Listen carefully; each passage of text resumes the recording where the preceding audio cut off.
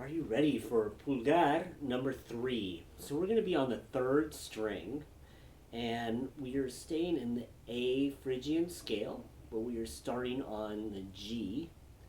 So A, B, C, D, E, F, and G. Okay, it's right at the end of that scale. Okay, but we're going to start on the 3rd string, and so we're going to go G, A, B flat, C, D, E, F, G. Okay?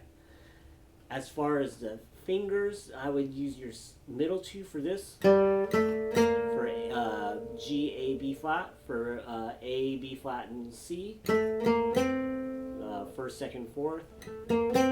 Then we go 3, 5, 7. Then we go 5, 7, 9. For 3, 5, 7 and 5, 7, 9, I prefer my 3rd finger, but you can use your 2nd or 3rd finger, and it might be good to try with both, okay? Then we go 7, 9, 10, and then we go 9, 10, 12. Okay? So I have it at 92. And here we go. 1, 2, 3, 4.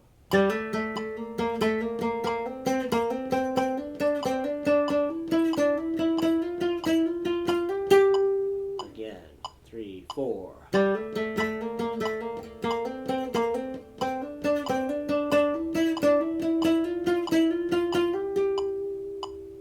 make sure to get that hop. We're looking for that bounce, okay? To really make it sound flamenco, okay? Gonna go 138, okay? Here we go. 1, 2, 3, 4. Oops.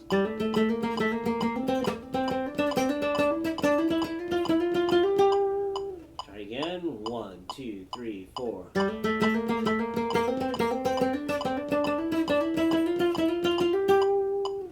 1, 2, 3, 4.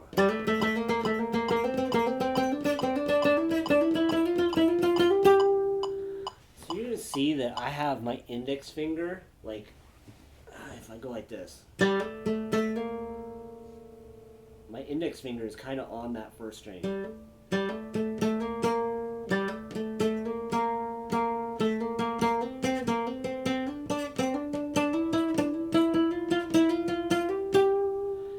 And then you're also going to see that I am moving the thumb joint a little bit, but I'm still moving from the wrist,